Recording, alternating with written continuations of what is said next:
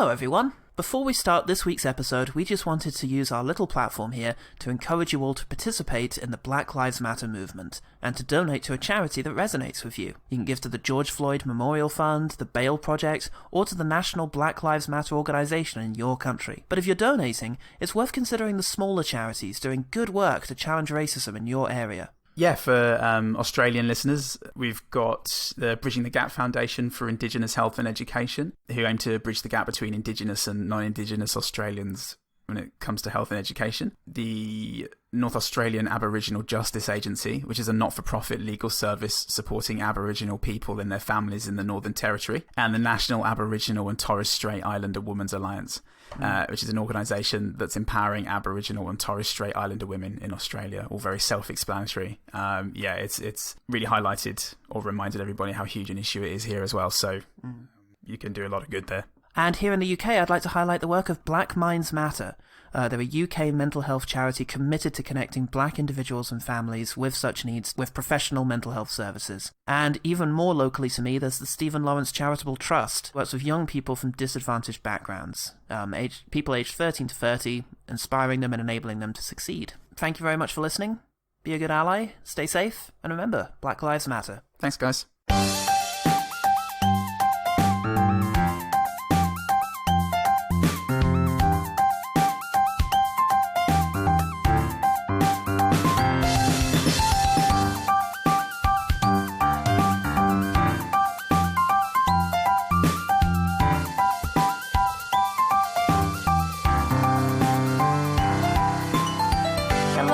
One Good Thing, the podcast that's deader than Dickens. I'm Paul Salt. I swear when I don't have to.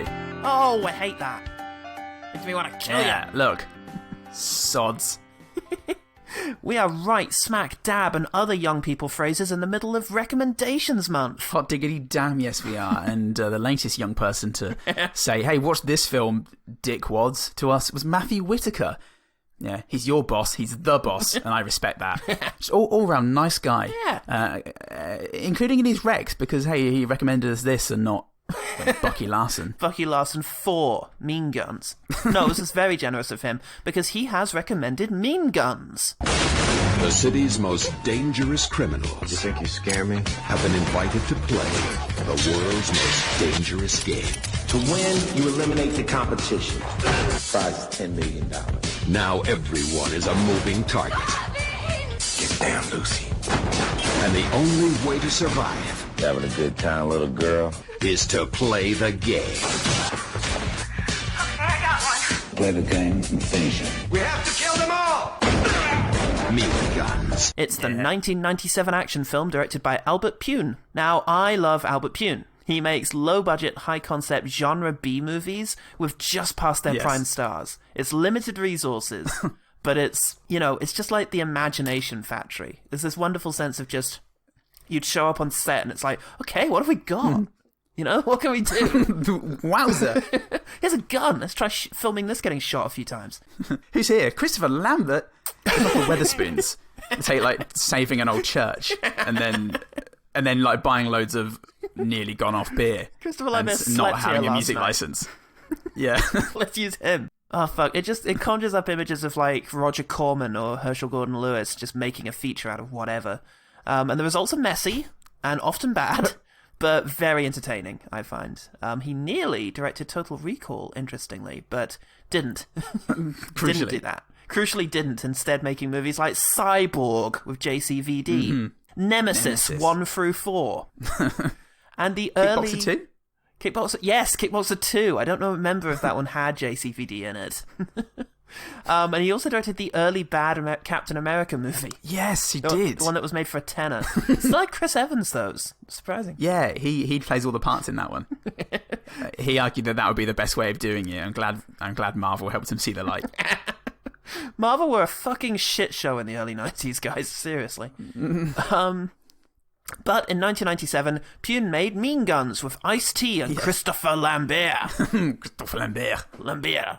Now, I found no professional reviews of this film, but some info at Amazon, in his 1-star review, writes constant violence with gun shooting and baseball bat bludgeoning non-stop.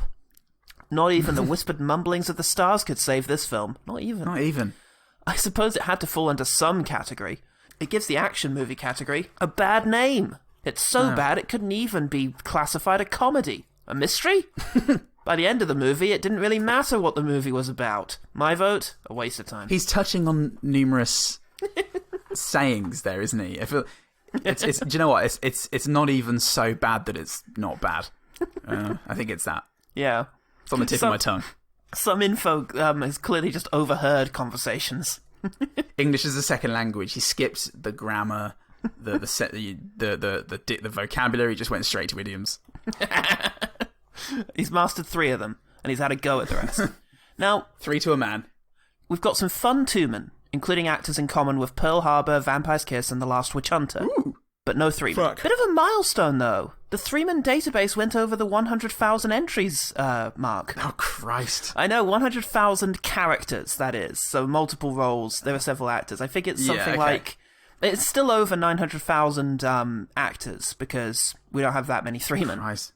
And I wondered, how many 3-men do we have? Well, I can count that, because the 3-man spreadsheet is essentially just me dumping a cast list on top of a big list each week. And then I've got a conditional formatting rule that highlights any repeated names, and I just search to see if there's 3 of them. I could use a COUNTIF function to create a column that displays how many times each name appears on the list besides each name. And then I just use another COUNTIF function to count how many times the number is 3, 4, 5, etc., divide those numbers by 3, 4, 5, etc., and I'll have our numbers. Easy. Okay. Turns out, getting a computer to count how many times 100,000 names occur in a list of 100,000 names takes a while. Ah, that's not fun. What's the point? I mean, in terms of individual checks, it's only 10 billion. Look, Google does that in a matter of seconds. Exactly. So this shouldn't be a problem for my 10-year-old computer. So 5 hours later, I come back. And I say to my computer, "So, how's it going?" "It's done. I did it." "Oh, great. Well done. Hey, can I just click on this cell here?" "Don't fucking touch me." "Just give me a minute." "Okay." This is your fault. And it suddenly occurs to me, one of the reasons it's continuing to struggle, even though it looks like it's finished, is that I basically now have a spreadsheet of 100,000 formulas that are refreshing every time I do anything. So, all I need to do is replace the formulas with their calculated values. Easy. You just copy the column, Control-Alt-V to special paste, and then select values instead of formulas, and you're in. So an hour after I did that... And I can't help but feel a little less curious about how many 3-men we've had. We've got many, at least 10. At least 10. Nevertheless, it did actually work. So, okay. In reverse order, we have 1 7-man. You know who that is? Is it Jackie Sandler? It's Jackie Sandler, yes. The worst of them all. The worst of them all, the true menace, the Emperor Palpatine of our podcast. We have 1 6-man. I don't think you'll know them. It's Chris Titoni. I think he's another Sandler regular. I don't think he's one of the famous ones, like cross-eyed guy. Oh, fuck him then. 5 5-man. It's quite pleasing. 5 5-man. 24 4-man. 24 4-man. No. 24 4-man. Yeah. 5 5-man, 24 4-man. And do you want to guess how many 3-men? 90. So fucking close, that's almost unreal. It's 85. Oh. Now, I will never try and get my computer to do that again, I promised it, and it's the condition under which it didn't leave. But I am going to keep track of the next 15 3-men so that we'll know who our 100th bin person is. Oh, yay. Yay! Then we'll have to get a new bin. Well, actually, oh shit, because all of the 5-men, 6-men, and 7-men were 3-men before they were 6-men, 5-men, and 7-men. So I guess we've already had our 100th. No. Well, individual person. Yeah. Yeah, there's definitely some significance to that. We've got the bin. We made it for 100 people. When we get 100 in there, we can end. We can close it and it'll go off to heaven. Yeah, we won't know. That'll be the sad thing. It'll be the clear turning point in our careers. The movie has no score on Rotten Tomatoes, 5.6 on IMDb, and I have no idea how much it cost or how much it made. So, Paul, you breakfast of champions. What's one thing about Mean Guns that made you feel stuffed to the gills with bear? Oh, my boy. The studio logo is accompanied by a sick 80s... And it just really made me appreciate the fact that it was a film made in the 90s. We start with an edgy game of chess. Whoa. Whoa! Like the kids play. Ice-T sits down with an old man. Then he gets out a gun and shoots him, which starts the hilarious credit sequence. Yes. Because he gets the gun out and shoots him, and the title appears. And then more gunshots indicate more credits. Like, different credits come up as there are more gunshots, and the gunshots get more so. Yeah.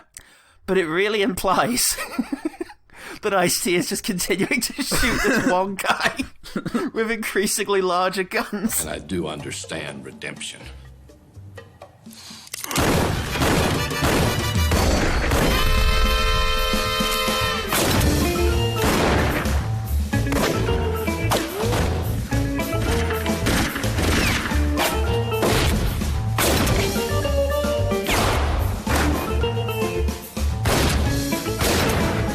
Or just every person who appears on the credits. The Too Many Cook style murder spree. And you, and you, and you, and you. Starring Ice-T. Oh, Christ. So, yeah, after some epic 90s editing noises and some excellent 90s dialogue, we learn that Ice-T, what he's done, is he's grouped together a bunch of absolute characters in an abandoned prison. Oh, yeah. Who have all betrayed the Syndicate in some way.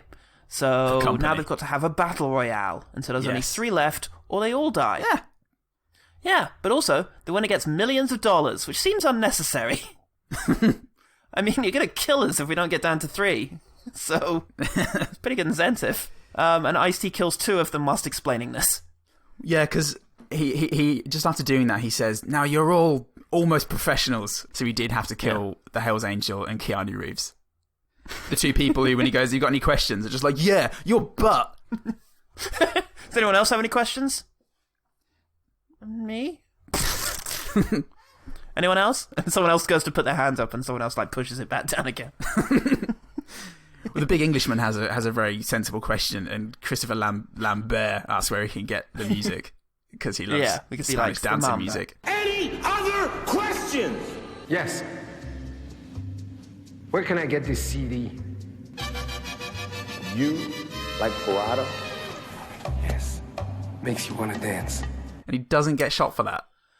He doesn't. I'd shoot him for that. So Script demands it. Our characters are, and it's interesting to note who I thought was going to be important at this stage of my note-taking. Okay. We've got Christopher Lambert. Mm-hmm. Stephen Rea, I've called him. Do you know who Stephen Rea is? Yes. Yeah, I thought Englishman looked a lot like Stephen Rea. Yes. Marcus in the movie. I can't remember his actual name. He also reminds me a bit of Clive Owen. Yeah, it's a mix of both of those, but it's crucially not either of them. 90s Twins, which is the Asian guy and the blonde guy. Like Ryu and Ken for me. Yes! That's pretty good, actually. Ryu and Ken, I'll stick with that. Mr. Fucking Nice Guy, who's the guy who doesn't like swearing. I got a healthy respect for profanity, okay? It's just that they're not happy words and it don't make me happy to hear them.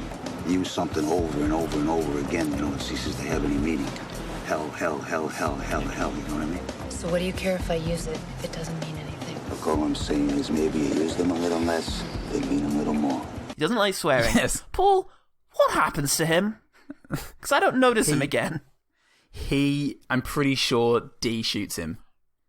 Okay. D shoots him, but he's got something in his pocket that blocks the bullet, but I don't remember what happened to him after that. I wondered if that was him. I think that was him. We have Carla Cugino from Snake Eyes. Now, when I say Carla Cugino from Snake Eyes, do I mean the character who's a snitch, just like Carla Cugino's character from Snake Eyes, or do I mean the one who has very gratuitous down-the-top shots for the entire film? Well, I'm not Brian De Palma, it's the one who's a snitch. Oh, I was definitely going to say it was the boob lady.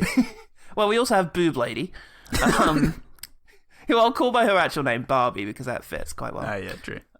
Sonya Blade. Yeah. Who's D? That's D. Yeah. And Hat Man. He's a Hat Man who lasts a surprisingly long time. Yeah. Good for him. Yeah, him. Yeah, the guy does with he the have hat a gang on of the hat fire. men, though?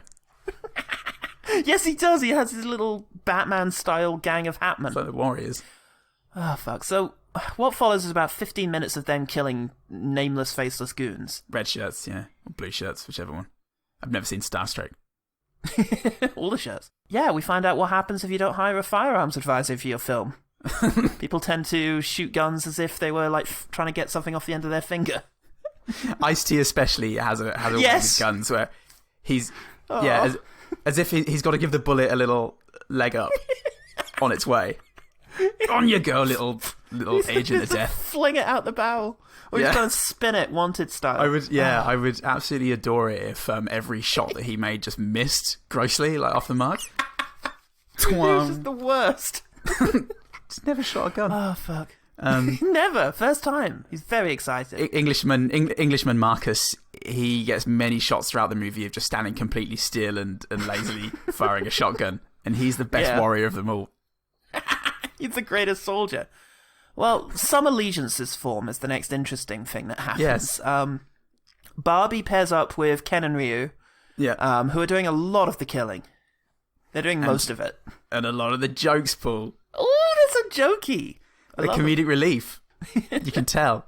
Sonya, Blade, Stephen Rea, and Carla Cugino all team up, and then fucking Christopher Lambert teams up with them too. Oh, no. You don't He's want that. one too many, and a crazy. And nuts. He's on Valium, Prozac, and Ritalin, which is not a working combination. I'm ready to. Yeah, actually, maybe it's an equalizer. It gets super high, super low. It's the only way to get Christopher Lambert right. Yeah. It's like Homer with the lobster trying to get the right level of salt water. He just keeps chomping pills. Well, look, Team Lambert has a problem, because Cugino doesn't want to kill anyone. So we get to play a very long game of are we supposed to like these people with Sonya Blade and Christopher Lambert. Results inconclusive. You're an old woman, my friend. I don't know whether to screw you or kill you. Wish we didn't say before I made the film that it needed to be an hour and 50. Wish I didn't sign that contract. Shit. Well, let's just have them have this conversation twice, Christmas tree style. Team Lambert decided to set a trap, and they utilize a lengthy metaphor in which it seems that what they're planning on doing is utilizing Cugino as bait, and then they don't do that. Yes. They just say, we're in the starting area, so come kill each other, because that's what we've got to do, so come do it. Yeah. And is there 7 people left at this stage? Oh, something like... Well, we've got basically down to the two teams. And it looks like the two teams are going to confront each other. And there's actually going to be some impactful action where our characters are going to be in danger. Oh, no, don't worry. There's 100 more unnamed goons for them to kill. Yeah. Great. They turn including Hatman. No. No, Hatman. Finally, a significant death, which I didn't notice. Christopher Lambert kills Sonya Blade, and I think most of it is cut. Yes, I didn't notice that, but she was gone now. He throttles her in the end. He gets a wire around her neck. Yes, I do remember. He enjoyed doing that. There's a couple of shots of him earlier doing that, so I'm willing to believe that. Barbie manages to get the twins to kill each other, but then she dies because of a classic Stephen Rea ruse. A classic Home Alone jape. Yeah, it is a Home Alone jape that goes too far. There's an explosive briefcase that explodes in her face, setting her hair on fire, and she slams her head into a locker trying to put it out. Yeah, it's her soot blackened face. Her head, like, it's the same head on fire effects as Joe Pesci. Yeah, exactly. Yeah, and the same scream. It's amazing. Oh, fuck me. Well, look, in the end... Wait, Christopher Lambert has a daughter or someone who's in a car. He doesn't have a daughter. He's kidnapped a girl, I think. Well, yeah, but yeah, this little girl in a car just outside the prison where all of this is taking place, and he nips out occasionally to say hello. What do you just do? You're my daughter now. The geography of this place is fucking Kubrick level. Yeah, labyrinthine. Kubrick trapped in a You can walk through any door and be in any other place. Yeah. Cugino, Rea, Lambert, and Ice-T all end up in a standoff. Yeah. And they all die, except Cugino. Except Cugino, yeah. It turns out there was beef. They at this stage decided to have a plot. There was some previous involvement between Rea and Lambert, and it's something to do with a daughter getting raped and killed. I didn't quite follow that part. Yes, that was mentioned. That must have been cut as well, because like that was something that happened. That was the thing that happened to him that caused all the PTSD that made him feel a bit bad when he was garroting people. And that's the reason he goes around going. Yeah, exactly. That's actually the genesis of that weird thing. Yeah, and And just before he dies, he goes, "That was my real daughter," and I don't know which girl he was talking about. What? And then he dies. Yeah. Hey? Oh. Then seemingly with Stephen Rea standing up, he's a very tall man, and Christopher Lambert on the ground. Christopher Lambert puts his gun against Stephen Rea's belly, and and Englishman puts his gun against Christopher Lambert's neck, but there is no indication that he's leaning over him at this stage. So it's just two disconnected hands in the ether. I didn't notice that. Oh. That's fucking hilarious. They've got the longest arms. It's the long arm of the Lambert. It cuts back, and both of their secrets are they have enormous arms, and that's how they're so good at killing. They've been hiding them behind their backs this whole movie. Twist. I have a massive hand. That's very interesting because I actually also have a... Oh, no. I spent too long before revealing my massive hand. I'm Christopher Nolan. Twist. That's the true meaning of Inception. It's that you don't know I've got a really long arm. But you did. Are you watching closely? Anyway, yeah, Cugino rides off with a kid a kid. I don't know which. The kid that there is. Yeah, and all the money that was there. So... All the fucking money. Scot-free. Yeah. No strings. Yeah. Shouldn't have to kill anyone. Hope the cameras weren't working. And she gets to work for the syndicate that continues to exist. Great. So, yeah, nice. So what do you think? What do you think of Mean Guns? It was definitely on track to being so bad it's good. And for a long time it is. It is. It is. It really is. And I guess a lot of so bad they're good movies do have those lulls in the middle, but yeah, there was just it's a great idea when I realised what it was. It's a brilliant premise. They get led in. It's 100 traitors to the syndicate, and they have to kill each other now. It just doesn't manage to keep it going. It's a battle royale, yeah. It just doesn't manage to maintain the stupid glee that I got from it. For the duration, unfortunately. There's three things I genuinely like, and then there's the so bad it's good stuff. And the three things I generally like all come with caveats. The three things are, we have a good premise. Yeah. We have some good action beats, and we have some endearing or amusing characters. Now, let's go to that premise.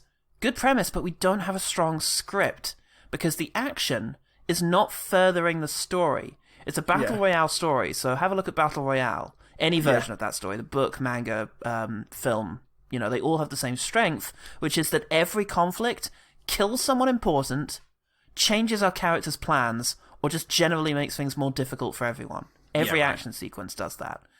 Here it's just more goons show up, and they kill them. And I just kept thinking all the way through, kill someone. Think like of the director or the writer. Yeah. Kill one of your characters. This is not episode 4 of a TV show you might have to run for 10 seasons. It's it could be a 2-hour movie, and you're an hour in. Kill some of your characters. Everyone's going to end up dead anyway, so just space it out a bit better. Yes, definitely. Like, the most daring death there was the death of the Puritan, the swear boy, the gang member who hates swearing. He dies relatively early on, but he's not that well known. And it should have snowballed from then, but it didn't. Yeah, I mean, you could have really been just offing some of these guys in much more memorable ways. If Sonya Blade had bit it really early on, that would have been quite a surprise. You know, it's this kind of badass chick who's meant to be cooler than everyone, and then the sort of klutzy blonde that, you know, was in the car with her, who's just the kind of, you know, cheaty one, turns out to actually have better survival instincts than Sonya Blade. Yeah. That would have been an interesting twist. Yeah, definitely. Because she makes it quite a while. In a believable way. I'm saving this for a later point, but I really liked Barbie. She was a good character. She was unpredictable. Yeah. You know, I never quite knew whose side she was on, or whether or not she was being genuine, and that made her exciting. She's on her own side. I liked her. Using her womanly wiles to hoodwink Ryu and Ken to protect her for as long as she needed them to. And then turn them against each other when she needed them to. It's very, yeah.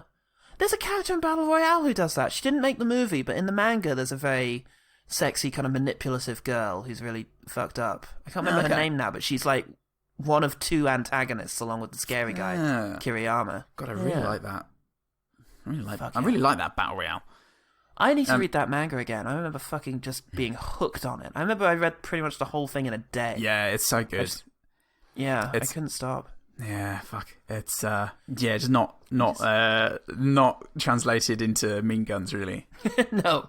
what it becomes, I suppose, is Christopher Lambert and Stephen Ray, Marcus, whatever the guy's name is. Yeah. It's just about the two of them waiting for the end of the movie. Yeah. Yeah, essentially. It's established early on these are going to be... Although I didn't necessarily definitely know they were going to be our two final ones. I thought Stephen Rea was going to buy it fairly quick. Because he seemed to be the antagonist. I thought he was the antagonist for a bit, because he kidnapped the woman at the beginning. Yeah, well, he was...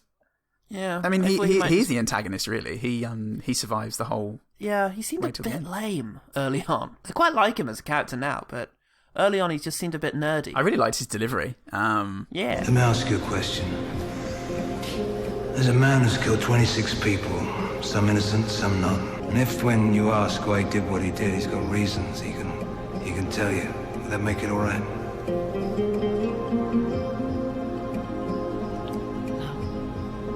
No. I didn't think so. And there's one bit at the beginning when the gunfight starts where everyone's scrabbling to get a gun, and he gets one and immediately goes to shoot Christopher Lambert, but Christopher Lambert's gone, and that effectively communicated that they were the main people there, and it made him look really threatening. Yeah, that's a good point. So let's talk about the action a bit. It's pretty good. It's very stylized in a super 90s way. Yes. And when a movie is ultra stylized, it can either, over time, when we get to now, become embarrassing or camp. Yes. Usually you have to go through embarrassing to get to camp. You give it a bit more time. Yeah. And a lot of this was camp in a fun way. It was... Yeah. It was silly. it was really silly. And it was, as we said earlier with Ice-T's special thrusting way of pointing and shooting. Yeah. Everybody was walking around wearing floor-length coats that didn't suit them. I was very happy with that. Yeah, just whether it's Marcus's lackadaisical shotgun work or Christopher Lambert's, it's almost Douglas style. His approach to a gunfight was just to enter firing two guns that didn't look like he was aiming properly. Running headlong into the firefight. His facial expression is one of my good things. When he's firing a gun, it's just a kind of vacant disinterest that I really, really liked. A sleepiness that really complemented the whole thing. Yeah, for sure. And, I fucking love Christopher Lambert in this. It's just... Yeah. Without him, it wouldn't have been as fun, for sure. It's one of those, I think. He makes it. Yeah, I think so.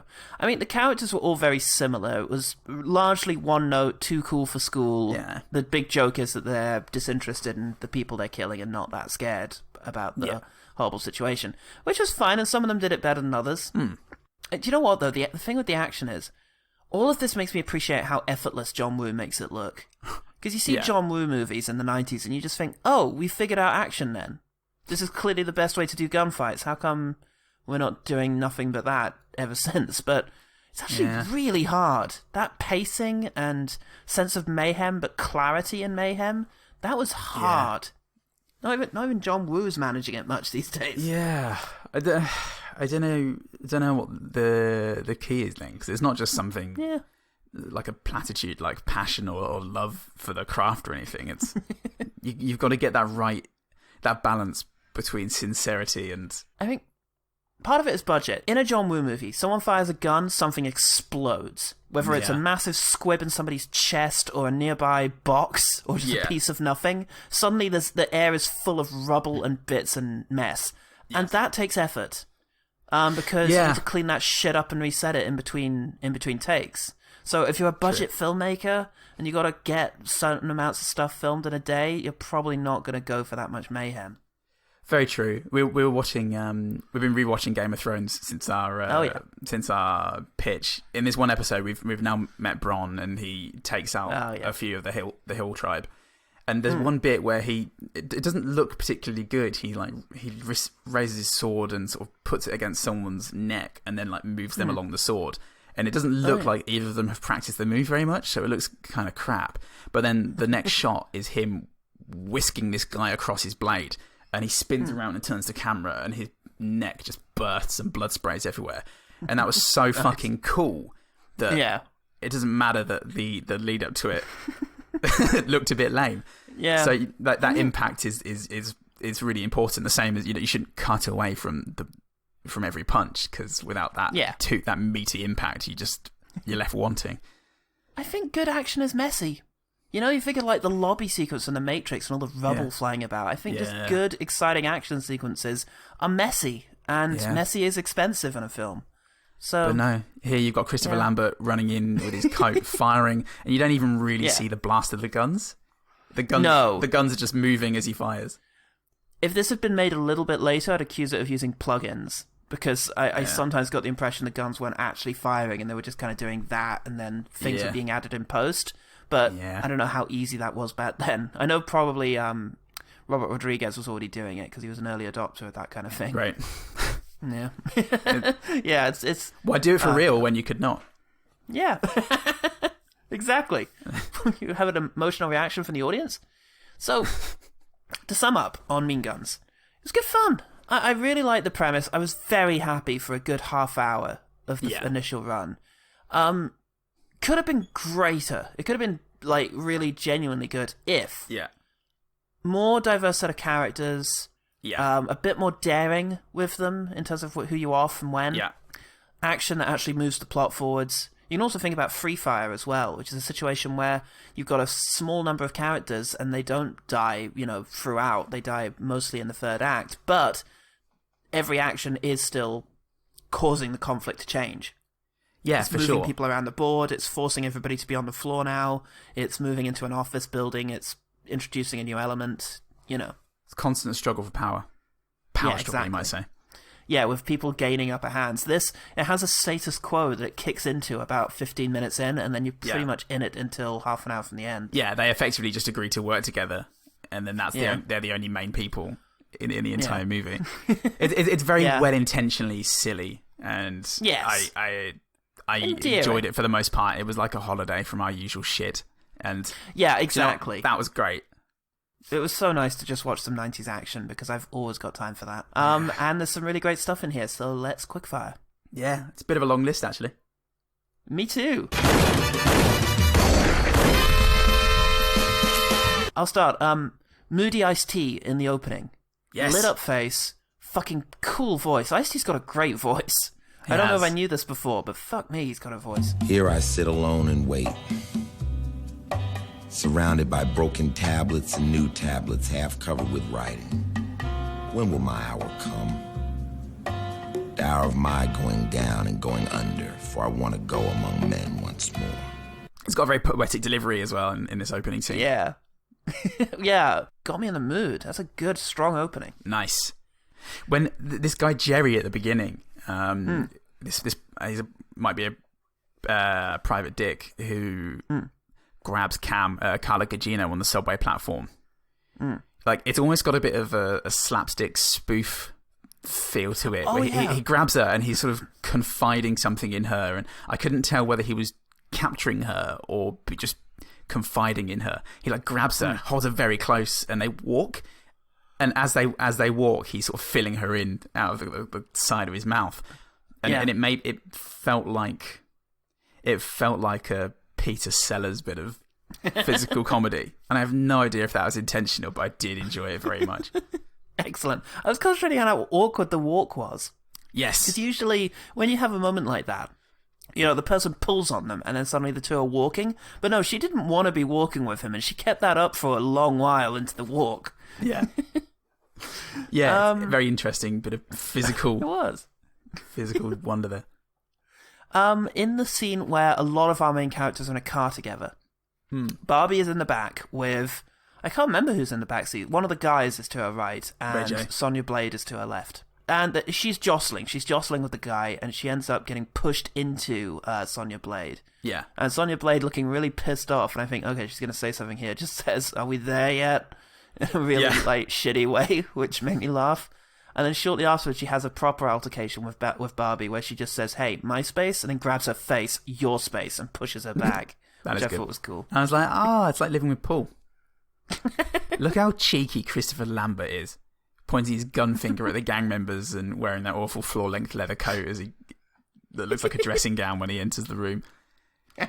It's mostly walking in with a little smile and a big head of his, and just pointing at all the gang members with his finger gun, and thinking, "Oh, I don't know what you're going for here." I loved it, but I'm on board immediately.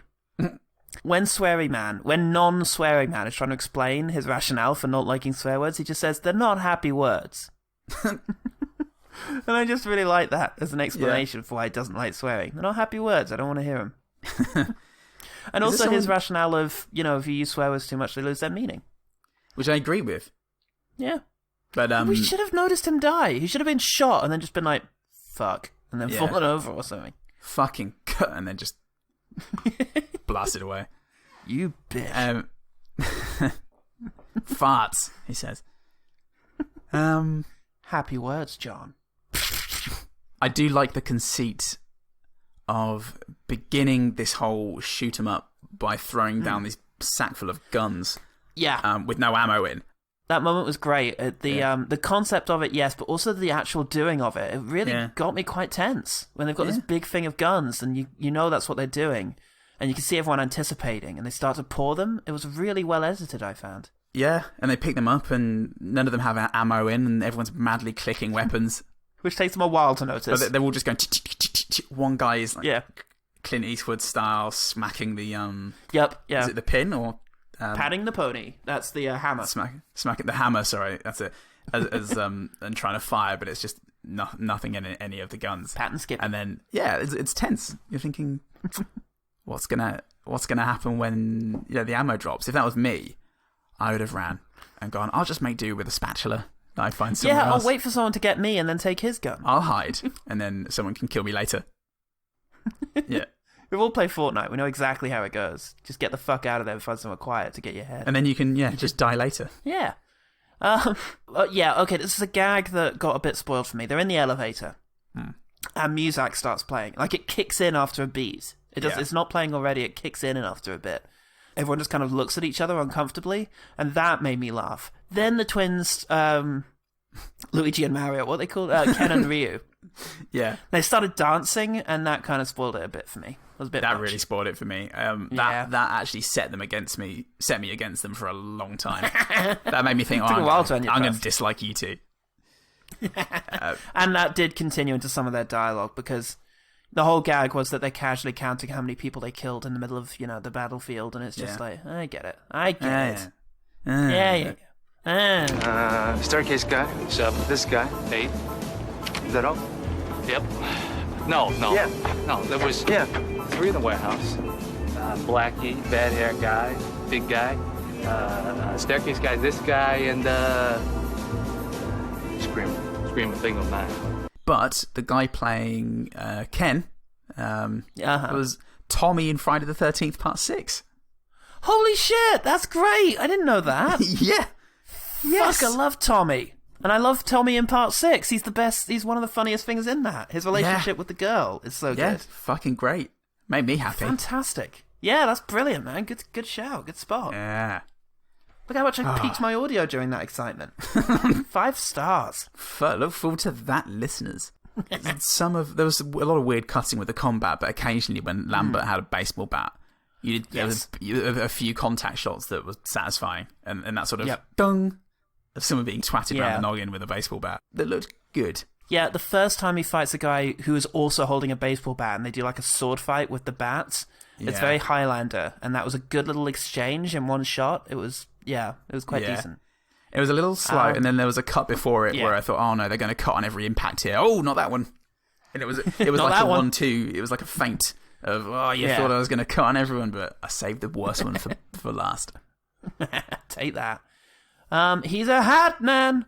The hat man I really liked with his he's visible in the crowd shot, and he's got a big mustache and a hat with a little flower in it and a waistcoat, and I just thought, oh, you're the best guy here.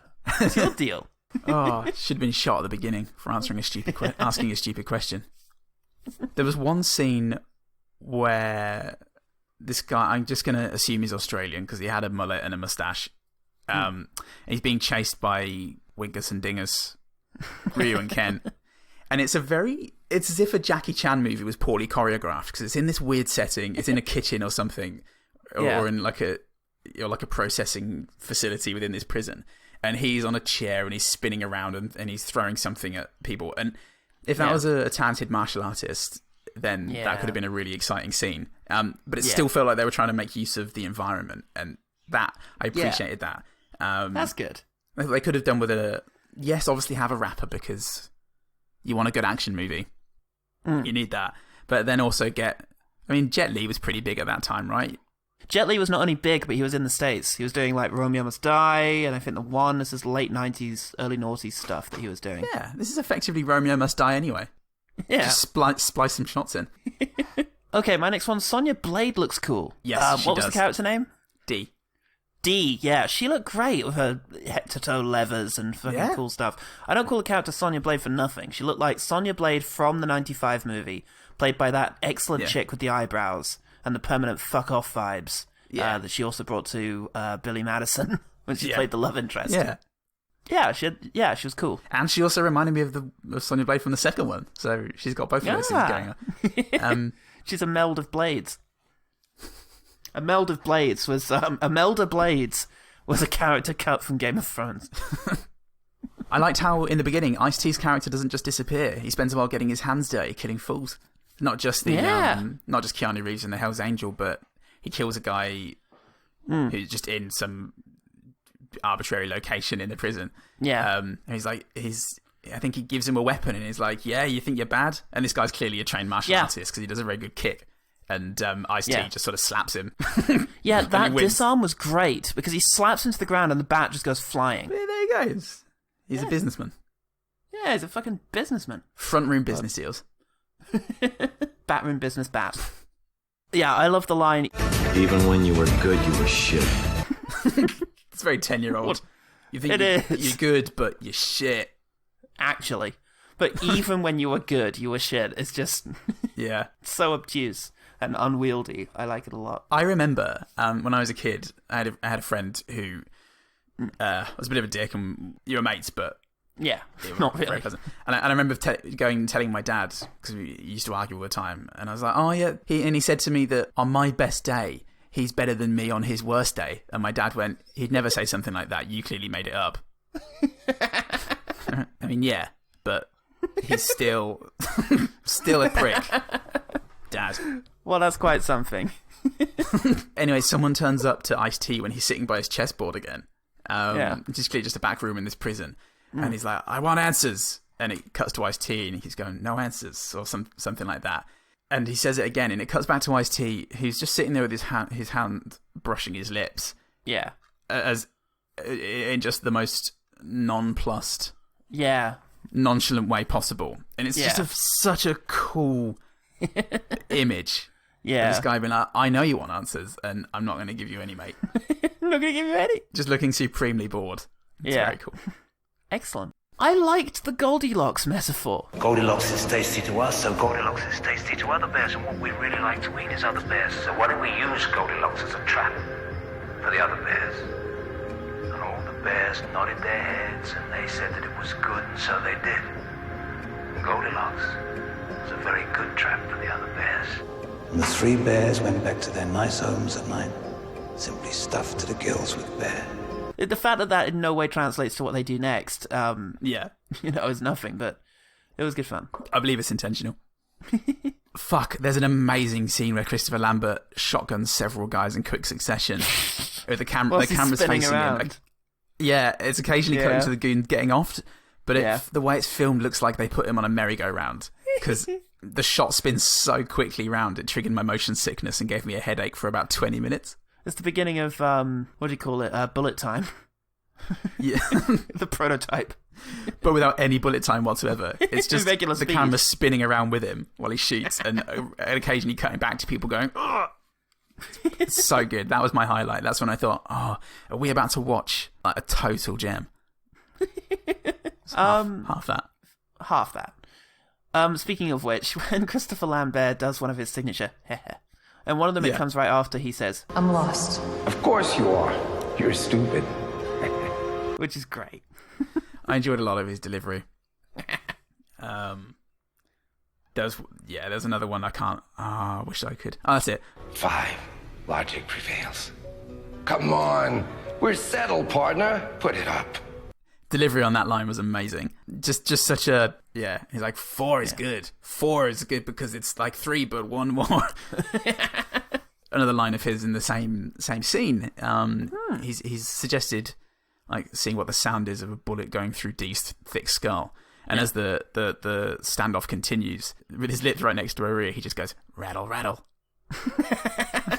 Fucking love you, Christopher Lambert. Well, that's a great detail. Speaking of Sonya Blade, though, there's a bit where she slides down a railing while shooting upwards. Yes! Somebody got a good deal on Desert Eagles, by the way, because there's a lot of them in this.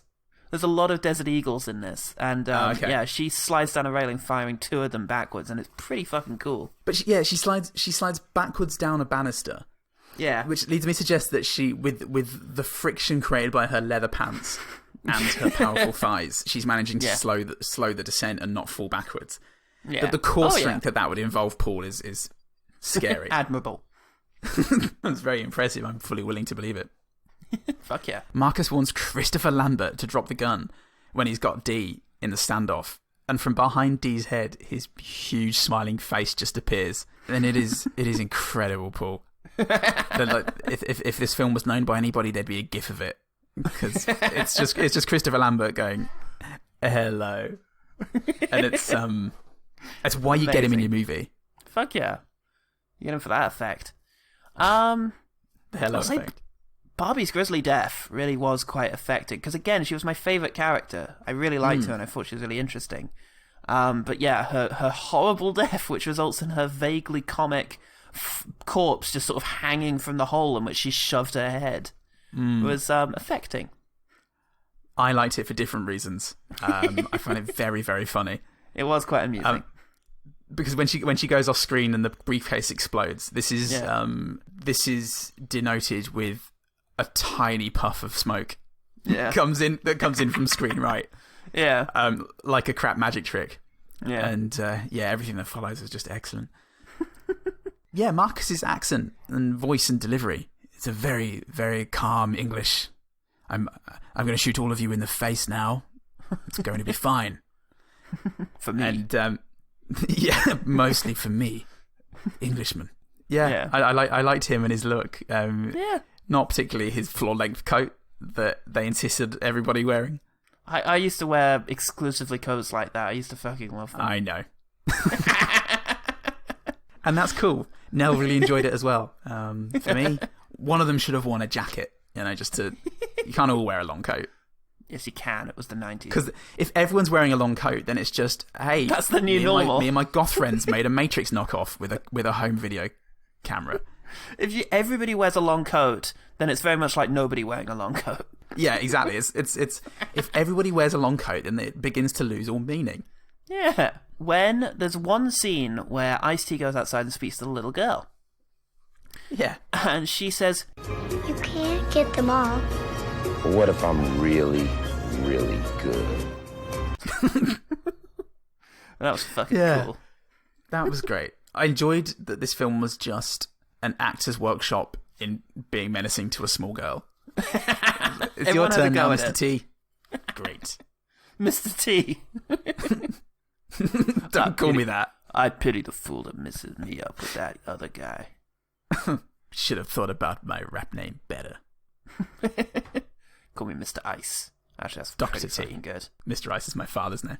And the fact he called himself Ice-T, it definitely indicates he's got a sense of humour. I do appreciate that. Look, I like the music choices. They didn't always work, and it was a bit overbearing at times, but I appreciated what they were trying to do with playing jaunty mambo and and that occasionally. Again, it feels like with a bit more competency and a bit of a better sense of self with making this movie, it would have really been effective. But I appreciate the effort. There was one scene where the sort of desperado, like the mariachi guitars come in. And it made for quite an effective scene because Lambert's walking through and killing this guy, and it's it's the same sort of silly action. But then just before he shoots this guy who he's been beating over the head, the guy just goes no, and it's very it's too realistic, and it's very affecting actually. For the most part, he sets a good tone. He sets a good silly kind of campy anything goes tone, but there are a couple of times where it does get a bit too real. I mean that in a good way. It shocked me, and I went, oh fuck, because he does have PTSD, and there's this one shot of him with a guy's dead garroted body slumped against him, who he's just garroted, and he's sitting there having Shining style visions and PTSD of his past, his earlier career. Yeah. So he's a fucked up guy, and he's taking all these meds that really shouldn't work. So it makes it scary that they are. So yeah, I did like no, please. It's like reminds me of that. Is it Friday the 13th when he goes, "I'm dying"? He stabbed me. One also. Yeah, he's killing me or something. Yeah, that was really great. Yeah, that's it. He's killing me. Ugh. Yeah. Ugh. No, it was the 7th one because I remember Psychic Chick was there. Oh Christ. Yeah. Ugh. Good memory. My last good thing is when British guy goes outside to the car and sees a little girl there, and he goes over and talks to her. And Christopher Lambert has just been there and failed to see Clive Owen clung to the side of the car, even though he's very much in view of him. And Lambert wanders off. Clive Owen comes around to talk to the little girl. And with him probably still in earshot, the little girl says, "Please kill that creep for me." And that was good because it made her unpredictable. Again, anything I didn't predict, I really liked. Yes. So, yeah, it was an interesting moment. And I thought, I wonder what that little girl's motivations are. Yeah, no, you're right there. I enjoyed the fact that he gets up when Lambert has walked away 3 seconds ago. Yeah. He just stands up. Big old tall Marcus. And noisily walks around the car. Yeah. What was that little girl? Tell me about the OGT. OGT. I'll sing you a song about the OG team. OG team. OG team, OG team. OG team, OG... End of the song. So Matthew Whittaker, who recommended this thing, said Lambert is nuts in this one, but he brings the cool, unstable badass we needed. Love that movie. It's true. He's always at his best when he's playing a slightly trampy kind of crazy character, Lambert. Yeah, definitely. Him in Highlander 2 in particular, when you don't know if he is just genuinely insane. Best movie of all time, actually, I think. Actually. Matt, the beautiful Matt, the boss Matt, he then put out the call to some of his great friends at Bulletproof Pod, and Kissed by Inertia replied, "That soundtrack with that inflection." Yeah, it did have a really good soundtrack. Very important, I think, for setting the tone of the whole film. It kept it light and kind of fun, which was important. Parenthesis, and that I have a copy of the DVD signed by Pyun. How awesome! You have a signed copy of the DVD by signed by Pyun. That's excellent. I mean, that's the most fucking amazing thing I've ever heard. I want to know the story of this. Get in touch. We want to know. Yeah, when we had to, remind ourselves who recommended this and discovered it was Matt, I just thought, oh, can't wait now. I know this is going to be a good one. Because he's got a knack for this kind of stuff. Yeah. He's a legend. Thank you, OG team. By which I mean, thank you, Matt. Thank you, OG Matt. Thank you, Matt. Let's talk about the one better thing. The one better thing. Do you want to start? Sure. Yeah, so I would recommend just seeing Mean Guns anyway, because it is very silly and very fun for a lot of it. So that's probably first place for my one better thing, but moving on from there. So keeping on the prison theme, you've got 25th Hour, which isn't anything like Mean Guns really, but prison. It's a Spike Lee movie. Based on the novel by which is also quite good. But 25th Hour brings its own thing. It really adds a lot to the piece, I think. It's about Edward Norton, who plays Monty Brogan, drug dealer in New York. He spends his last 24 hours before jail reconnecting with his father, friends, and girlfriend. It's a very gritty and bleak Spike Lee feel, and it's against the backdrop of 9/11. It's very much an American tale. There's a lot of questions of identity in there, and I guess responsibility and duty. To like various levels of society and personal life, and it's also got Philip Seymour Hoffman and everyone's favourite condiment Barry Pepper, and Rosario Dawson and Anna Paquin. It's a really great cast. Yeah, it's a sucker punch of an ending, but it's just really interesting. Awesome. Okay, I'm going to stick with the action theme. I'm going to talk about another couple of 90s action movies. that mean a lot to me. And I'm gonna recommend Deep Cover. Now, Deep Cover is directed by Bill Duke, who you might remember as the terrifying guy from Predator, the one who didn't notice that he was shaving in spite of not having a beard, if you remember the Predator musical better. But also the creepy henchman dude from Commando, the fuck you asshole guy. Yeah. He was him, but I mean, he's great, but he directed this film starring Lawrence Fishburne. Young Larry Fishburne. This is 1991, and he plays... It's your standard undercover story, really. He's an undercover guy. He goes, deep cover in order to infiltrate a young drug dealer who's working on a particularly prestige shit, played by an edgy Jeff Goldblum. It's really quite marvelous, and it's your standard thing where Lawrence Fishburne suddenly finds that he has more empathy for the people he is supposedly trying to police than his police colleagues, who are sort of overbearing and unsubtle in their work. Yeah, it just deals with his sort of crisis of confidence. But Duke directs this.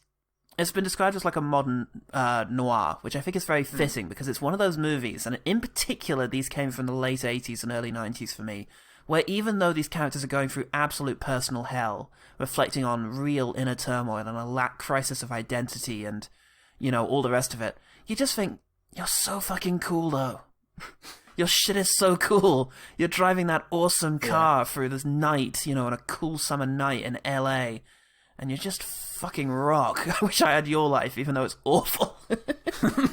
I'll still take it. I get that with like action movies from this time, but it's also notable for its theme song, which was composed by Dr. Dre and Snoop Dogg, one of his earlier works. Ah. Yeah. For the movie? It's just a lot of fun. Yes, for the movie. And I saw this movie at the cinema twice, actually, although not intentionally. The first time was part of Black Star, which was BFI's year-long program of black starring movies from throughout cinematic history. And there I saw it with a very BFI crowd, and I took it as a very serious, like, oh man, this is really heavy and, really interesting in the way it's exposing the sort of drug culture in it, in LA. Yeah. It's really interesting. Then I saw it was the surprise film at the Prince Charles, and I was so surprised it was the surprise film. I was like, which I guess is the intention, but I was just thinking, holy shit, really? This is like Boys in the Hood being the surprise film. It's, tonally, this is interesting. It's a total camp fest. I didn't notice at all the first time I saw it. It's really camp, and there's a lot to sort of laugh at. And I think it's that brilliant thing where everything that hasn't aged is great, and everything that has aged is now really entertaining. Oh, great. So there's no lulls or bits where you're like, oh, that's a bit shit or a bit lame. It's either actually moving you or it's now funny. Very much like Highlander, actually. Cool. So that is Deep Cover. One other film I'm just going to recommend is Set It Off, which is an F. Gary Gray film. You may know F. Gary Gray as, a guy who directed Friday back in the day, and The Negotiator, another film I really like. He keeps directing movies that people don't talk about much, which I really like The Negotiator, Law Abiding Citizen. He did get quite a bit of acclaim with Straight Outta Compton. Yes. I think he got his dues there, and he's now directed The 8 Fast and Furious, which I didn't find to be one of the better ones, unfortunately. No. But this film, Set It Off, is fucking great. It's 4 women.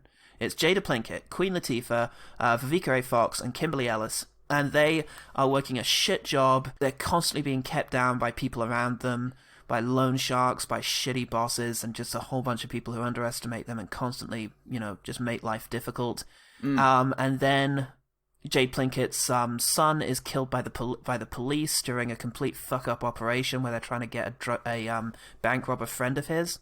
And that's the last straw. Now they are going to rob banks. So they all take up arms, they all start preparing, and they become a sort of crew. And it's just about how the police, led by John C. McGinley, to link us back to Highlander for a moment. Yeah. Doing an impression of... In his serious dramatic role. An impression of John C. McGinley. In a serious dramatic role, which he actually really nails. And yeah, it was all about the 4 lead women, though. It's particularly Jada Pinkett, who's fucking great in that role. Yeah, it's a really, really good film. It's an exciting action movie. It's surprising the extent to which you're going to care about these characters by the end. And more than anything else, it really effectively communicates the idea that once stuff starts getting really bad, and you start to think, the money isn't worth this. There's no way that, just get out of there, live your lives, This isn't worth dying for. It still communicates really effectively the idea of, no, the money doesn't matter, they've just got to fucking make it. They just can't let the world be shit enough that they get to be taken down and just go to prison or killed, well, go to prison and go back to whatever shitty life is going to be proportioned to them. They've got to go out on their own terms, or they've got to make it. There's no in-between. Yeah. And, yeah, that just was really quite powerful, in a way that's reminiscent of, like, Thelma and Louise. Oh, cool. The one better thing. Okay. Thank you very much for listening to One Good Thing. Yeah, thank you so much. So if you want to get in touch with us, you could do so on Facebook and Twitter at OGTPod. You can send us an email at Gmail at ogtpod@gmail.com. We're on all good podcatchers. We're on Spotify now as well. So if you prefer to listen to that on some total corporate sellout bullshit thing, then you can probably do that as well. But we're also on Spotify. If you want to tell a friend, now would be a really good time to do it. We've got so many episodes. We've got 100,000 people in the Freeman database. And if that's not enough to sell our podcast, then what is? What is now? It's been a while since we asked, but if you want to leave a review, then that's one of the best ways of helping getting the word out there. But if not, tell a friend. We've got so many episodes now. There's at least something for someone. There's something you've seen. At least one thing. Nell the other day said, that thing you said, it's quite good. So, wow, Nell said that. Yeah, I know. So, oh man, take that one hates you. Straight to the bank. She despises me. I think she's got earphones and I don't know if she can hear me. Oh, she's giving me a thumbs up. She can hear me. So, that's not fun. And I love you too. So, we have a Patreon, everyone. And I really thought you were going to say we have a cat for some reason, just as a thing to say. We have a cat. We own like 30 DVDs. It's really nice. Shit, got yeah. PS4 and TV setup, surround sound. Yeah, it's all going really well, everyone. Thanks for asking. But we do have a Patreon.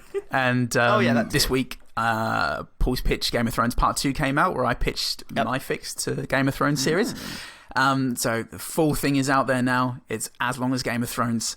We're really, really proud of it. So if you want to get a load of that and also get our Rise of Skywalker pitch, as well as a whole bunch of other stuff, including our very saucy and steamy 50 Pools of Good literary audio series, then you can do so for as little as $1 a month.